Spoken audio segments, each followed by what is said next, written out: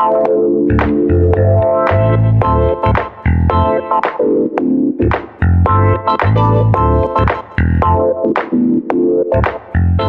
and welcome back to London. I'm currently stood next to the River Thames, where if you were to get into your rowboat and go just a few miles down the river, you would end up at the Houses of Parliament, where Chancellor of the Exchequer George Osborne has been giving his UK spending review. He's cut £11.5 billion from the UK government budget, but is it enough?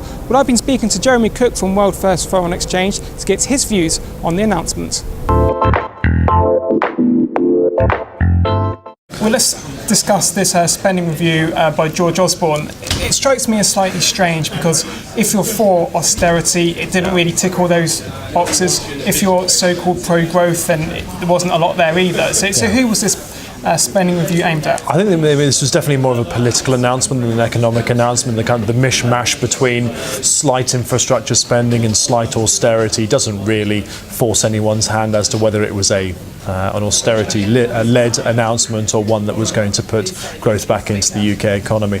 If we really want to see longer-term decent levels of growth, as opposed to kind of the bouncing along the bottom that we're seeing at the moment, the infrastructure spending had to be a lot larger than it was announced it would be, and likewise austerity-wise, there weren't too many cuts that weren't already telegraphed in the Sunday papers over the course of the weekend. No real surprises there, and hence the impact is probably going to be fairly negligible, I'd say. The UK currently has this debt pile of 1.2 trillion.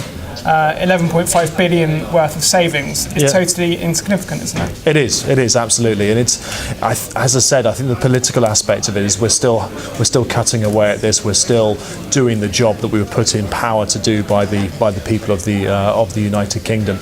But unless it translates later on down the line into growth, to be honest, I do think we will see more infrastructure spending maybe come through in the autumn statement, because then we start talking about the election year. We start talking about the run towards the next 2015 election. We've certainly heard noises from government that will suggest that he will start spending money on middle class families, the people who are more likely to send the Conservatives back into power, maybe with a full mandate as opposed to a coalition government later on in the year. So this is maybe just be a placeholder for that.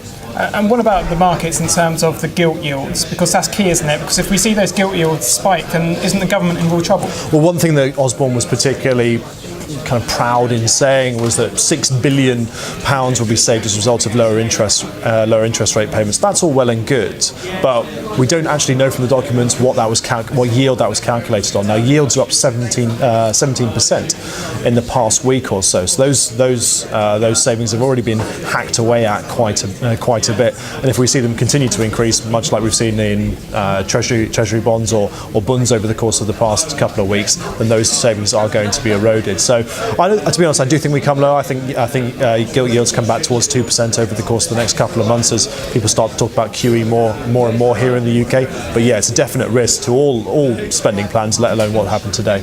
So that leads me quite nicely into my next question about Mark Carney. First day on Monday. So by what you just said, I guess you're thinking that we're going to get more QE at some point this year. I think we see forward guidance from him. I don't think we see it anytime soon. He's going to come into this, and obviously he only has one vote. He's only replacing Mervyn King, and we know that Mervyn King has been voting for £25 billion worth of further QE. So if he votes for QE as well, that doesn't really change the balance of the MPC at all. I expect to see, so this will be the July meeting, August, September, maybe September, October time. That's when we start to see his influence pervade through the MPC. It would take a lot weaker data here in the UK to see QE reactivated, but I do think we'll see forward guidance. I do think we'll see him come out and say rates are going to stay low till end of 2015 to allow businesses, mortgage owners to be able to go out there and refinance at what they think is a safer rate for a longer period of time. Yes, so just to finish off, let's talk about the sterling rates, those key rates against the euro and the dollar. If we look forward to the rest of the year, how can we expect the pound to compare to those currencies? Well, certainly against the US dollar, and it's more of a dollar story than a pound story at the moment, is I'm slightly away from the market, and I don't believe that we'll see tapering of the US Federal Reserve's QE program this year. I think the market's got too far ahead of itself, and a lot of people are looking kind of September meeting as when the Fed will do it.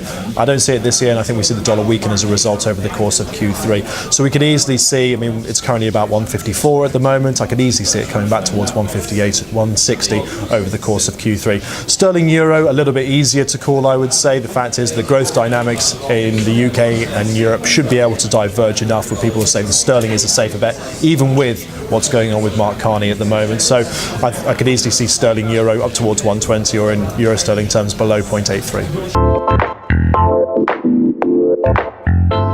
Jeremy Cook there from World First Foreign Exchange giving his views on the sterling. Stay tuned to Dukascopy TV for more interviews, but from the side of the River Thames, goodbye for now.